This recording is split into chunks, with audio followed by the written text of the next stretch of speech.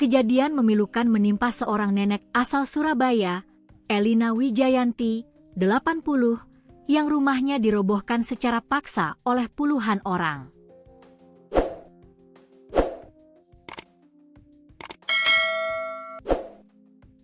Kuasa hukum korban, Wellem Mintarja, menyebut kliennya diusir secara paksa dari rumahnya yang berada di Dukuh Kuukan, Kelurahan Lontar, Kecamatan Sambikerep, Surabaya. Kurang lebih ada 20-30 orang yang datang dan melakukan pengusiran secara paksa. Ini jelas eksekusi tanpa adanya putusan pengadilan, kata Wellem, Rabu, 24 Desember 2025. Wellem menjelaskan, peristiwa tersebut terjadi siang hari saat Elina menolak keluar rumah. Nenek lansia tersebut justru ditarik dan diangkat secara paksa oleh 4 hingga 5 orang demi mengosongkan bangunan. Saat kejadian, di dalam rumah juga terdapat balita berusia 5 tahun, bayi 1,5 bulan, serta ibu dan lansia lainnya. Korban ditarik, diangkat, lalu dikeluarkan dari rumah. Ada saksi dan videonya. Nenek ini sampai bibirnya berdarah, ungkap Wellem. Setelah para penghuni dikeluarkan paksa, rumah tersebut dipalang dan tidak diperbolehkan dimasuki kembali.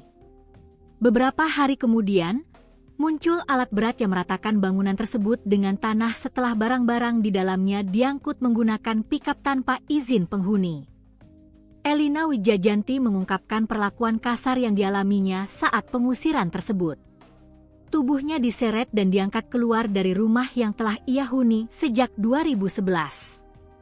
Hidung dan bibir saya berdarah, wajah saya juga memar, tutur Elina. Selain mengalami luka fisik, Elina mengaku kehilangan seluruh barang miliknya, termasuk sejumlah sertifikat penting yang diduga ikut raib saat pengosongan paksa. Ia pun menuntut adanya pertanggungjawaban atas hilangnya dokumen dan rusaknya bangunan miliknya.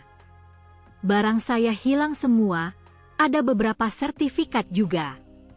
Ia minta ganti rugi, kata Elina.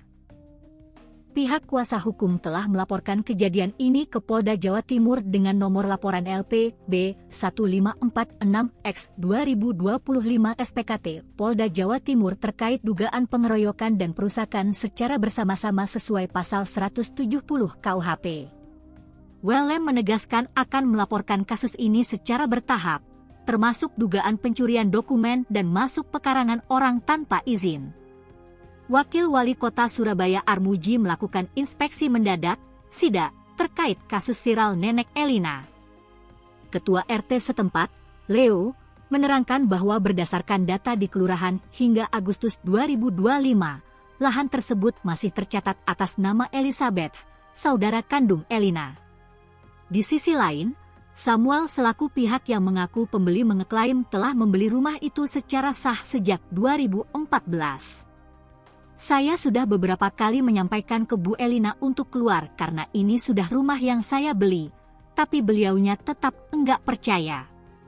Akhirnya ya mau enggak mau saya lakukan secara paksa, kata Samuel.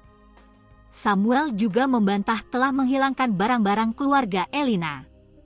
Ia mengeklaim telah mengirimkan 1 mobil pikap berisi barang-barang tersebut kepada salah satu anggota keluarga sebelum pembongkaran dilakukan.